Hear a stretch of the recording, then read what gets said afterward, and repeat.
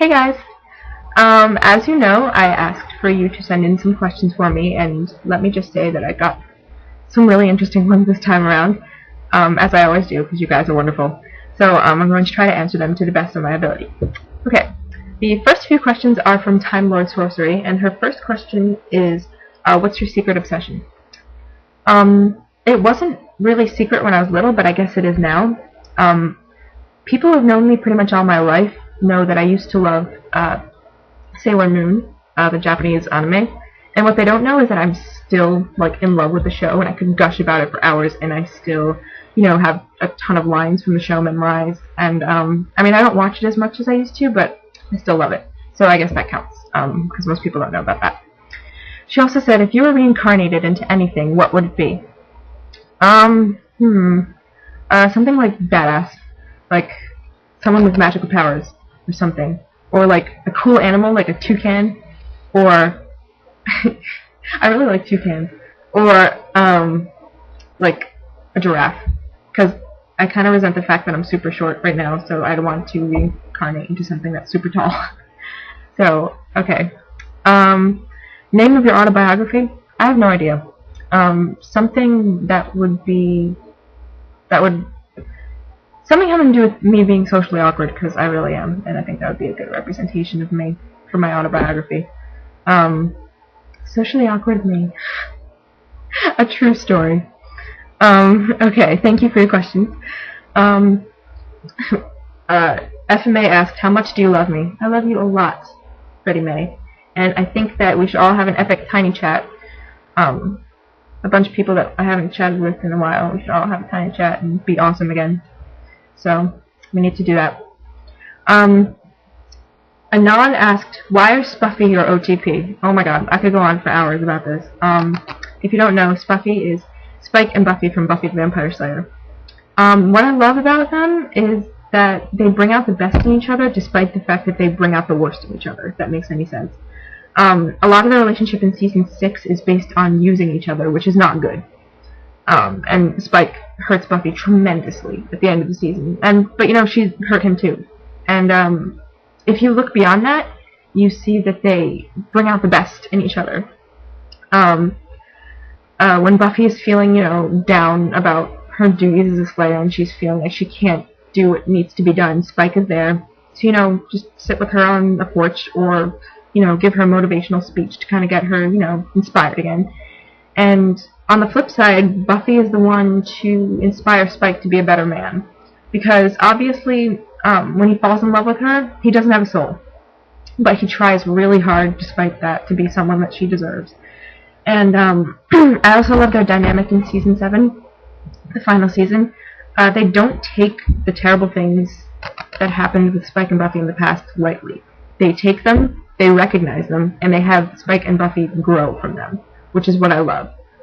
There's so many layers to the relationship, so many things to study. I could go on and on, but I'll stop now. They're awesome. Love them. Kriise asked 2 questions that are brilliant. She said, when Merlin and Arthur get married, when they get married, what kind of wedding would they have? Honestly, it would be a magical wedding. Magical. There's no other word to describe it. And I think that by the time they do get married, Arthur will know about Merlin's magical powers, so the wedding is allowed to be magical. And I think that once they, like, kiss, there will be fireworks everywhere, and just Camelot will just be happy and wonderful and glorious and a rainbow. And I think that Merlin will be forced to wear the dress by Arthur, because God knows, out of the two of them, Merlin's going to be the one wearing the dress. So, that's definitely going to happen. It'll be adorable and lovely and sweet and wonderful and magical. It's the only way I can describe it. She also said, would you rather have a 3-way with Willow&Tara or Arthur and Merlin? Oh, Kriise. I guess Arthur and Merlin. I mean, Willow&Tara are sexy, obviously, but I mean, Arthur and Merlin, come on now. Come on now. I would not, you know, pass that up. Tawny said, what's your favorite color? My favorite color is blue. Let's see. Okay. Slekky asked me a bunch of questions about the Meta episode of Supernatural. So I'll just basically say my thoughts based on her questions. She asked how much I enjoyed it. I was flailing the entire time, like freaking out, like screaming. I loved it so much. My mom was like really questioning my sanity last night for that hour. Who took the shining role for the episode? I would say Misha or Jared. Misha for obvious reasons.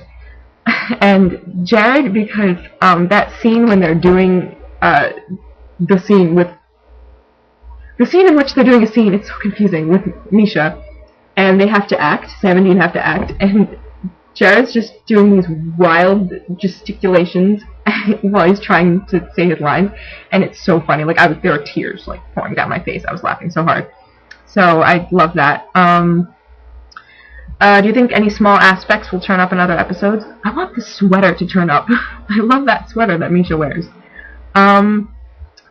Will the boys tell Bobby about his counterpart? I hope so. Did it make you feel sorry for Jen or Sarah? Yeah, kind of. For Sarah, yeah. And I guess for Jen too, yeah.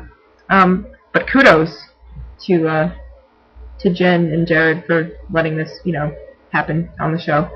Why do you think Jensen and Jared weren't talking? Someone posted this theory about why it's called The French Mistake. The episode is called The French Mistake.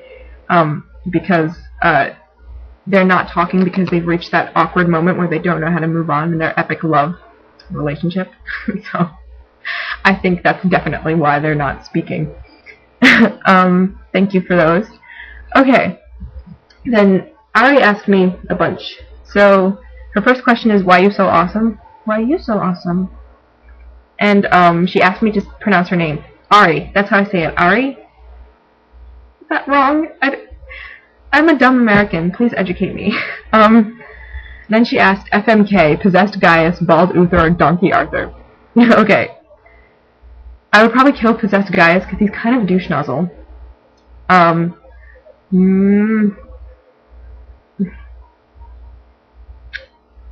I'd probably